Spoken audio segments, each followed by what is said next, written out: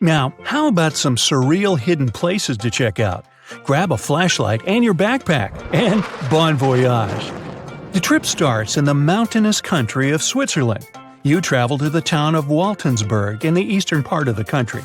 It's raining and it's very cold, but you still make your way to the bottom part of a mountain, where your first adventure awaits. After climbing up high in the mountains, you see a strangely shaped castle. To get there, you must walk up an extremely narrow pathway. Don't look down, you think to yourself. You tighten the straps of your backpack and manage to walk along the pass. Standing at the door of the castle, you really can't believe what you see. A 13th century fortress built entirely of stone. Today, all that is left of Croftenstein Castle is mainly its ruins, but their condition is good enough to get an idea of what the place looked like back in its glory days. You take your time to explore the castle inside, but honestly, this place gives you the chills and you're ready to move on. The next place on the list is Turkey. A plane and then a car ride later, you arrive in the city of Çorum in the northern part of the country. On the outskirts of Çorum, you find a valley filled with old, overgrown mountains and see the beginning of the trail you're about to hike. The way is extremely steep, but it leads to a secret door carved in the mountain. Congratulations! You've just arrived at Capilikaya. The huge door is a massive arched stone that blocks the entrance to a hidden building. Experts think it has existed since the 2nd century BCE. Unfortunately, the huge door won't open, so what's hidden inside is a mystery today. It's guessed that there is a room inside. Some locals say there's a treasure hidden there too, but until today, no one has managed to enter the place to check. Okay, it's time to get moving before night falls. Next, you get the unique opportunity to travel to Ethiopia. Wandering around the city of Laibella, you stumble upon a huge pit carved in the ground. You approach it carefully, and soon enough, you see a magnificent terracotta building, so richly detailed it leaves you mesmerized. But that's not all. There are 10 other pits just like this one, hiding King Lalibella's 12th century buildings. All 11 constructions are different from one another, yet share a similar recognizable style. They were hand-carved over the span of 24 years, only with the help of chisels, which is unbelievable given that these buildings are up to 50 feet high. That's about as tall as 5 African elephants stacked on top of each other, if you could do that. This unconventional way of construction made them entirely monolithic, meaning they were carved out of just one gigantic piece of rock. Pretty impressive, huh? Once you leave Ethiopia, you grab a flight to southern Italy, right there on the tip of the boot. No hiking is needed here. Whew! Your friend takes you to a site called Sassi di Matera. It's a Paleolithic city carved in the slope of a steep hill. You might feel like you've traveled in time here, as local stone houses and ancient buildings are unlike anything you've ever seen before. The site, also known as De Sassi, is suspected to be one of the first human settlements in Italy, dating back to over 9,000 years ago. Wandering around the town, you might get invited inside one of the cave-like houses. Oh, and as weird as it may sound, some of the streets run on top of people's homes. Talk about Paleolithic urban planning. You're probably becoming an expert on rock-cut architecture by now, but there are still a few sites left on your list. Next off, you head to Slovenia to visit the world's largest cave castle. This medieval castle was built on top of a 400-foot-high cliff and was designed to be impenetrable. Luckily for you, security is much more relaxed today. Still, if you're looking for a more challenging and less touristy way inside, you can get into the castle through one of its many underground tunnels. They were built over 800 years ago for the owner of the castle. He needed secret passageways to sneak supplies. Today, Predjama Castle is both enchanting and mysterious. I'd say it depends on whether it's a warm sunny day or a cold stormy night. After this medieval experience, you head on to visit Petra, a magnificent Jordanian monument found in the middle of the desert. To get around here, you'll need a large supply of water and sunscreen because it's going to get hot. But this site is worth it. The city of Petra is a marvel of the ancient world. Back in the 4th century BCE, this region was a trading hub at the crossroads of commercial routes. Petra was a wealthy city, home to the Nabateans. an Arab Bedouin tribe that thrived in the region for many years. The rock-carved gate-like structure Petra is famous for is called the Pharaoh's Treasure. It stands at the main entrance to the site and is said to have a treasure hidden inside.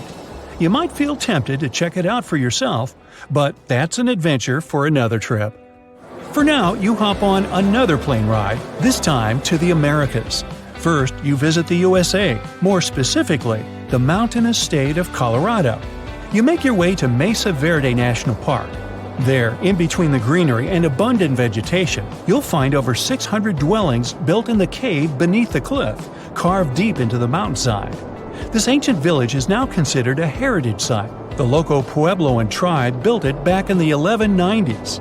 One of its main buildings is called the Cliff Palace. It's a multi-story construction built from sandstone and mud mortar. The palace alone housed over 150 rooms. If you're feeling sporty, you might want to visit the balcony house. To get there, you'll have to climb a 32-foot ladder. You'll get to see a mid-sized village of 38 rooms, including 2 kivas. Those are traditional chambers that were built by the Puebloans for ceremonial purposes. Still, in the U.S., you make your way to the hills of South Dakota. You're there to visit one of the world's most impressive human-made sculptures on Mount Rushmore. What's so mysterious about this place, you might ask? Well, during Mount Rushmore's construction, a 70-foot-long secret tunnel was built behind the head of Abraham Lincoln.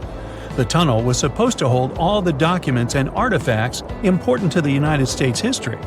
After the designers thought it through, they decided it was better to hide them in a safe box in the floor of the tunnel.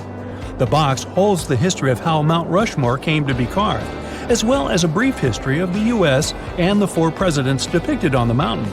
Amazing, right? Now, you're headed down to Machu Picchu, a South American site hidden between the Peruvian mountains. Machu Picchu itself is already a mystery. Researchers still don't know why or even how the ancient Incan civilization managed to engineer the stone-built citadel all the way back in 1450 CE. To get there, you must endure a 3-day hike, reaching the impressive altitude of 8,000 feet above sea level. Or you can get a train, but that's no fun, right? You're here to check on a relatively new discovery. Back in 2010, French engineer David Crespi was taking measurements of the Inca ruins when he noticed a door he had never seen before. It was sealed off by stones. He went back to the site a few months later with an electromagnetic scanner. The scanner, which could detect objects behind walls, showed there were copious quantities of metals behind that sealed door. The researcher contacted the Peruvian authorities requesting to remove the rocks, but they didn't authorize it. As of today, the door is still locked. Whew, this trip was long, wasn't it? Make sure to get some rest, Indiana Jones. A perfectly carved vertical hole hidden deep in the North Caucasus Mountains drops into the earth like someone drilled straight toward the planet's core. Some people even compare the shaft to internal passages inside the Egyptian pyramids.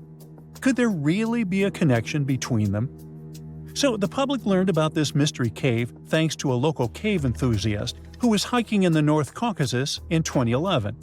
The rugged slopes of the Kara Hora mountain, with glacier-carved valleys and cliffs that have stood there against all sorts of weather for thousands of years, seem to be a perfect place if you want to hide something. And that's where Shemakov found something that looked like an entrance to an underground cave. He invited a team of cavers, and together they went down the shaft. At first, they were sure it was a geological formation, but the deeper they descended, the more it looked like something carefully built by humans. There were massive stone blocks that seemed fitted together so tightly that you couldn't push a knife blade between them.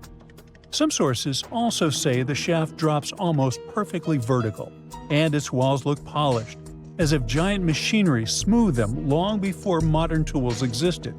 But in reality, this smooth appearance results from natural geological fractures. What's really weird are openings resembling ventilation channels. These passages seem designed to move air through the structure. Natural caves rarely organize airflow this cleanly. That detail alone makes researchers argue whether someone designed and built all this intentionally. And if someone did build it on purpose, It would have to be one really advanced civilization. Some people said Zhemakov described his discovery in every detail in his diary. But even if it really existed, it was lost. So we'll never know what was in it. In fact, we know so little about this man, and his discovery wasn't mentioned a lot on TV or elsewhere, that some people even questioned if he existed at all. Or maybe he saw something down there he shouldn't have seen. And there's no way to double-check, as he was hit by a car and passed away just 4 years after the discovery. This tragedy fueled even more rumors, speculation, and conspiracy theories. Geologists are trying to find a more logical explanation for this shaft, of course. The Caucasus Mountains are part of a massive chain called the Alpida Belt, which stretches all the way from southeastern Europe right into Asia. The Caucasus formed as a result of a tectonic plate collision. All these massive plates are still restless and constantly pushing against each other today. So the entire region gets hit with strong earthquakes on a regular basis. Plus, water, pressure, and chemical reactions can carve vertical shafts over millions of years. Underground rivers dissolve softer rock, and harder layers remain smooth, eventually forming deep chimneys. But erosion usually creates randomness, and Kara has symmetry, angles, and fitted stone features that resemble architecture more than accident. Now, getting inside the shaft is still extremely dangerous. You'd have to face sheer drops, unstable ledges, and oxygen levels that thin out deeper underground. Twisting tunnels make it super tricky to find your way, and locals warn that some of the first explorers who entered never returned. Luckily, modern teams can use ground-penetrating radar and remote sensors instead of human descent to study the shaft. With every new scan, researchers find more voids that are still unreachable. Meanwhile, Kara has interesting neighbors. For example, Veryovkina Cave, currently the second deepest known cave on the planet.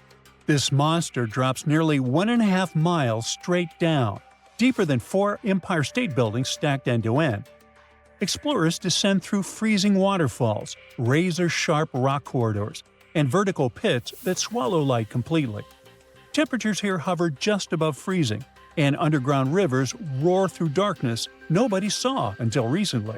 If you dare reach the bottom, prepare for a journey that will last weeks of staged camps, ropes stretching thousands of feet, and absolute trust in teammates. One mistake down there means you'll be gone for good. Veryovkina constantly floods and reshapes itself year after year, so cavers have to deal with flood pulses all the time.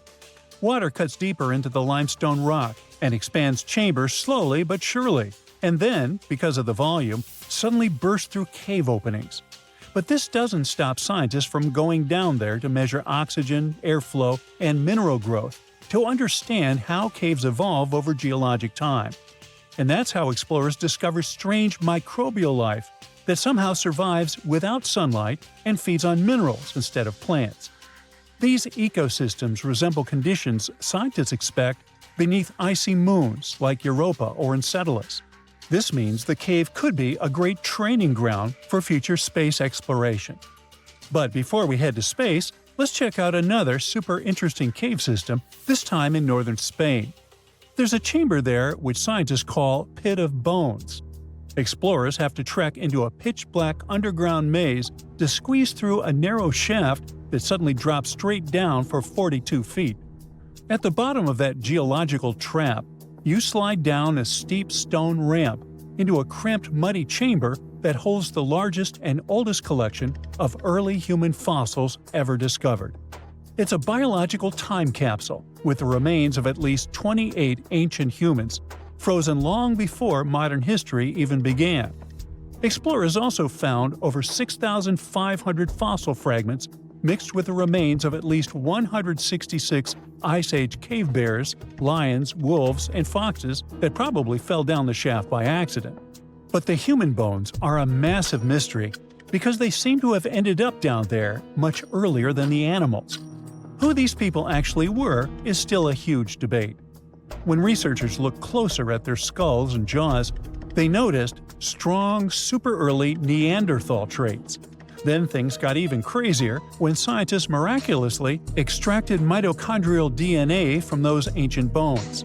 It linked these individuals not only to early Neanderthals, but also to the Denisovans, a mysterious group of ancient humans found thousands of miles away in Siberia. It proves our ancestors were moving and mixing in ways far more complicated than anyone ever guessed. The drama doesn't stop at genetics, though. This dark cave might actually hold the world's first assassination mystery and its earliest funeral.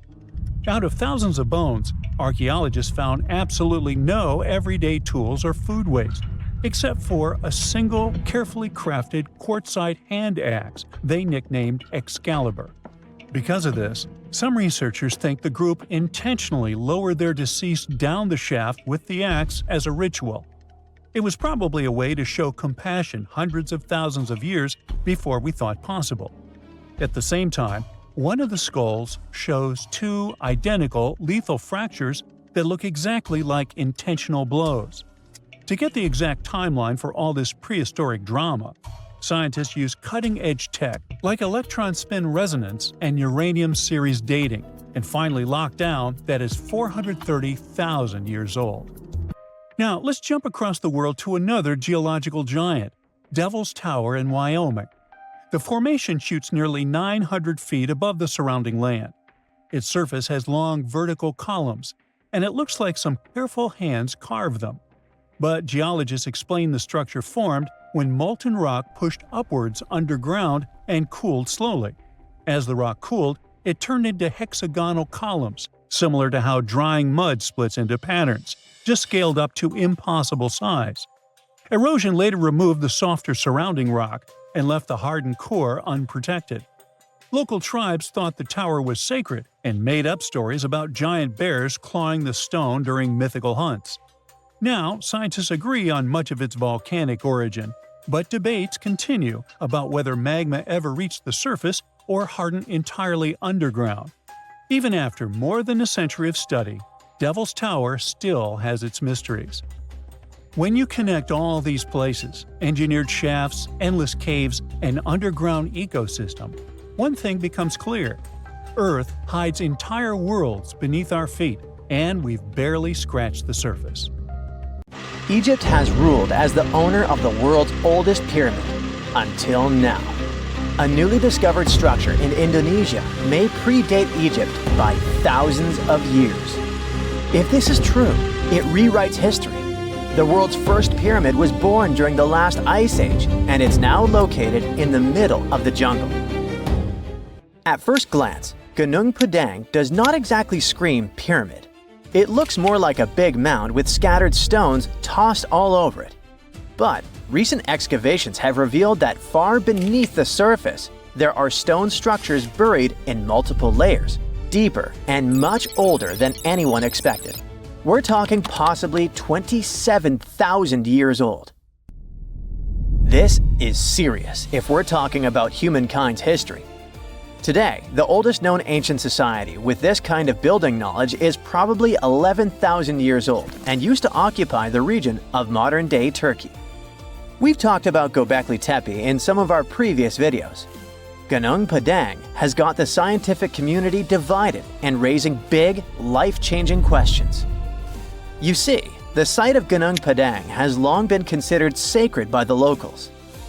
Many even call it the Mountain of Enlightenment, and still use the site to perform mystical ceremonies.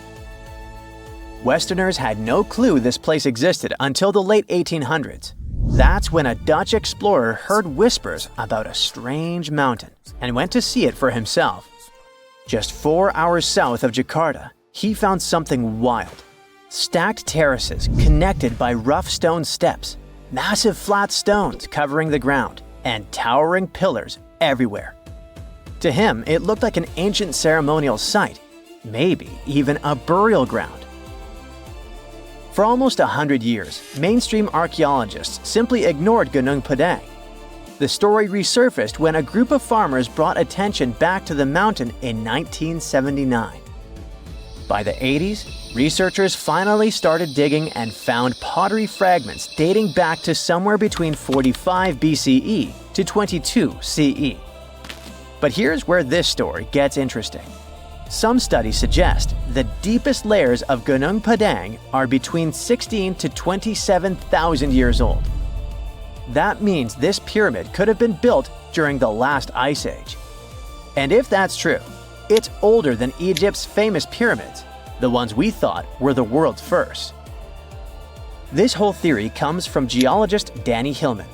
His team used ground-penetrating radar, core drilling, and carbon dating to study Gunung Padang, and what they found was pretty wild.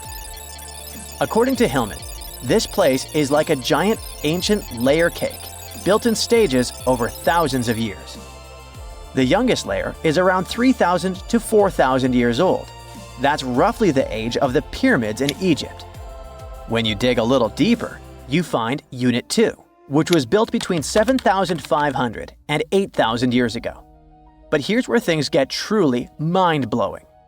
Hillman claims the deepest layer, Unit 3, could be as old as 27,000 years old. His study suggests that Gunung Padang isn't just a hill. It's a stepped pyramid, complete with chambers and hollow spaces hidden underground. Although there's not much info about these chambers. The geologist does admit his theory sounds crazy, but he says it's all real and legitimate data. Hey, this is just one theory. Those who disagree with Hillman say Gunung Padang was not man-made. It was nature-made. Maybe not the upper parts, which Hillman calls Unit 1. The lowest units, which are the units that could change our collective history, are the problem. To understand what the fuss is about, we need to look at the soil. The area that Gunung Padang was built on is filled with volcanoes, which means it sits on top of volcanic soil. Hillman's team drilled into the mound and found something odd. Younger soil wedged between much older rock layers. To them, this was a clear sign that the stones were stacked, not naturally formed. After all, in nature, younger soil doesn't just sink beneath ancient rock. That would be like discovering fresh ink beneath the pages of an ancient manuscript. You know, something doesn't add up unless someone put it there on purpose. However, skeptics such as volcanologist Zoutkinel Braunthal argue that Gunung Padang is not a human-made pyramid, but rather the remains of an ancient volcano. He believes the mixed layers of young soil and old rock are the result of natural erosion and geological processes, not human construction. Volcanic activity can create unusual formations over time, and without clear signs of tools, carvings, or human remains, many experts remain unconvinced. The mystery boils down to this paradox. Are we looking at the ruins of a lost civilization, or are we simply misinterpreting the work of nature? Most archaeologists say that to prove an ancient civilization existed, you first need signs of culture, art, tools, structures, something man-made. That's exactly why archaeologist Dibble, one of Hillman's biggest critics, isn't buying the pyramid theory. He argues that without solid proof of human activity, all we really know is that the soil in the mound is 27,000 years old, and that alone doesn't mean people were building pyramids back then. But here's the thing. The more we dig into ancient history, the more we find that our ancestors were capable of things we never imagined. The idea of advanced civilizations existing during the Ice Age seems far-fetched to many archaeologists. After all, who could have the technology and knowledge to build massive structures like pyramids in such a harsh environment? This is where some researchers, particularly Graham Hancock, come in. Hancock is known for his controversial theories that say that advanced civilizations may have existed during the Ice Age. The last Ice Age lasted from about 2.5 million years ago to roughly 11,700 years ago.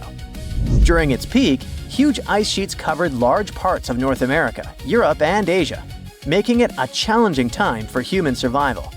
Most archaeologists believe that humans during this period were mainly hunter-gatherers, moving from place to place in search of food and shelter. The idea that they had skills to build a massive pyramid-like structure is hard for many to accept. However, researchers like Graham Hancock argue that advanced Ice Age civilizations could have existed, and been wiped out by cataclysmic events such as floods caused by melting glaciers. According to Hancock, these ancient cultures may have built monumental structures like pyramids. One of Hancock's most notable books, Fingerprints of the Gods, explores this theory in depth. He looks at evidence from ancient monuments like Egypt's Great Pyramid of Giza and the megalithic structures in South America and suggests that these could be the remnants of a forgotten civilization.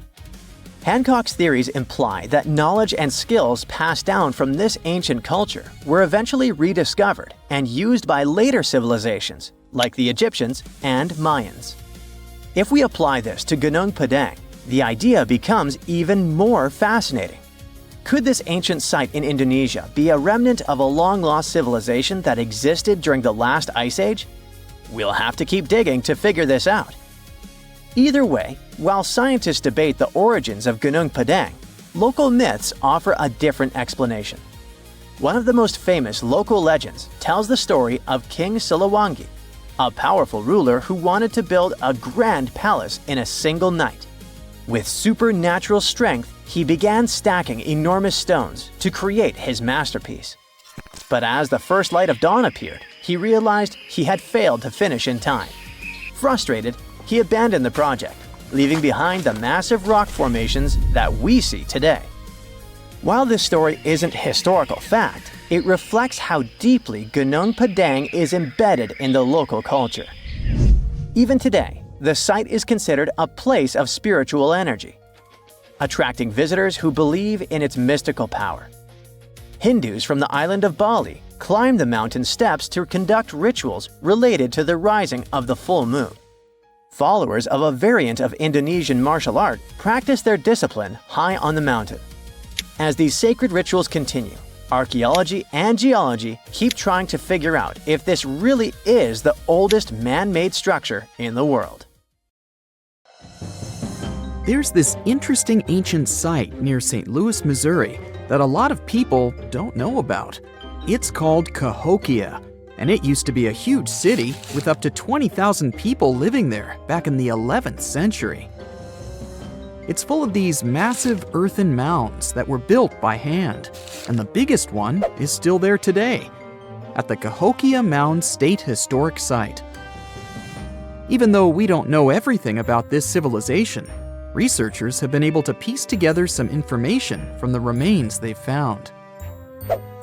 For starters, they found some pretty old teeth at this site.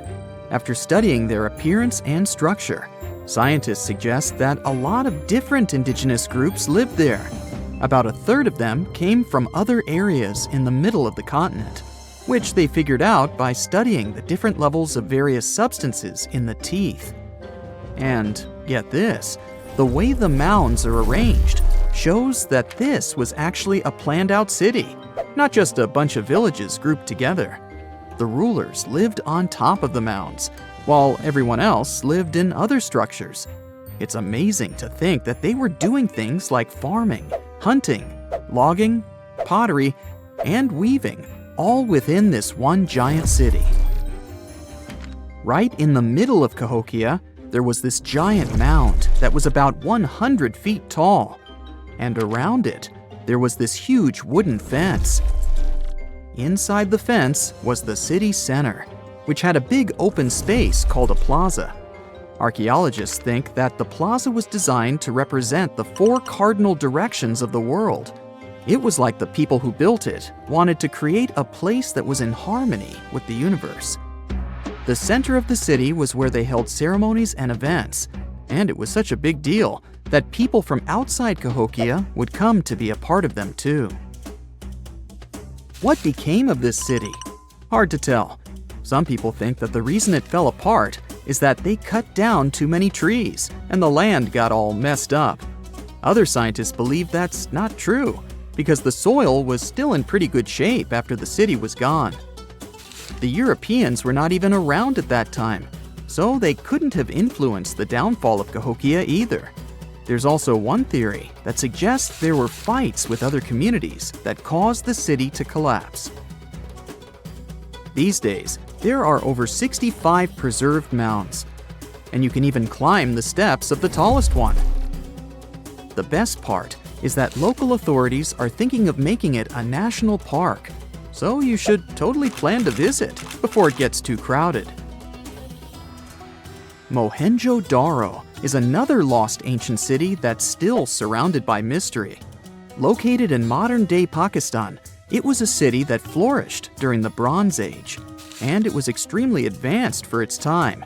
It had things like water systems and fancy architecture that other cities didn't have back then. Despite these features, it's not as well known as other ancient cities, like those in Egypt or Mesopotamia. What's even weirder is that at some point, the city was abandoned, and no one knows why. Archaeologists found the city in 1911, but it took a while for them to realize how important it was. Eventually, they uncovered a lot of really interesting things about the city, like its advanced sanitation system. Excavations uncovered over 700 wells, as well as private baths and a large communal bath. Remarkably, even private homes had toilets, and waste was efficiently disposed of through a citywide sewage system. They also had a lot of trade connections and made some really beautiful objects, like pottery, jewelry, and figurines that were sold all over the region. Despite its amazing culture and knowledge, scientists have yet to figure out why the city was abandoned. Some people think changes in the nearby river might have had something to do with it. The writings that the people of Mohenjo Daro left behind are still a complex code, even for the most skilled specialists, making it even harder to piece together their history. Have you heard of the lost city of Kolmanskop? It used to be a small settlement in the Namib Desert. Legend has it that it got its name from a man named Coleman who got stuck in the local dunes and was never seen again. But that's not the interesting part. In 1908, a railway worker found a shiny stone and showed it to the chief railway foreman, who turned out to be a hobby mineralogist. They discovered it was a diamond, and soon, Kolmanskop became the richest town in Africa and one of the richest places in the world. It had luxurious stone houses, a school, a hospital, and even an ice factory to produce ice for fridges. The hospital had the first X-ray machine in southern Africa, which was supposedly used to check if workers were illegally swallowing diamonds. Its popularity began to decline in the late 1920s when another diamond-rich location was discovered nearby. Most of the inhabitants soon began to flee the city in search of a better life, leaving the buildings abandoned. In 1938, all machinery was taken south and the town was left to the desert. The last inhabitant left Kolmanskop between 1956 and 1960. The hot climate and low humidity have preserved the structures over time, and tourists can now visit this desert ghost town. You've surely heard about this next ancient city, Machu Picchu. It's this incredible ancient location in Peru. It stretches across a huge piece of land in the Andes Mountains and sits high above sea level. It's even considered one of the wonders of the modern world. But here's the thing. Scientists aren't exactly sure what it was used for. It could have supported up to 750 people, but there aren't a lot of human clues left behind. Some people think it was more of a spiritual or ceremonial place, while others believe it may have been like a fancy spa retreat for the nobles. The extensive terraces might mean it was used for crop testing or as a trading hub. And there's even a theory that it was used as a prison because they found a cell-like area too. It's amazing that even today, archaeologists and historians are still puzzled about how it was built. Did you know that they probably didn't even use wheels for transportation? And those massive granite rocks were somehow pushed up the steep Andean mountains, even though most of them weighed a lot. Some historians think that hundreds of people worked together to push each rock up the peak. The huge stones at Machu Picchu are also so close together that you can't see any cracks between them. It's pretty cool, because it also makes the area safe during earthquakes, which is important since Peru is a shaky country. But how did the stones stay put during all those quakes? They actually move a little bit, but then they go back to their original spot, almost like they're dancing. Some people think wet wooden wedges were used to keep them in place, but that doesn't really add up, considering how big the structures are. Locals back then also seem to have built Machu Picchu without using any pack animals or iron tools. They had to sculpt and put everything together using mostly their hands. Plus, the citadel is built on a fault, so they had to move a bunch of stone and earth to make it flat. Scientists also think that the real construction is actually underground because of the deep foundations and drainage system. In fact, there's a hidden water system that was just recently discovered using 3D scanning. They didn't even use mortar to put the granite blocks together. They were so precise that you can't even fit a sheet of paper between them. One theory suggests that people that lived there used stone tools made of a harder material than the stone they were cutting.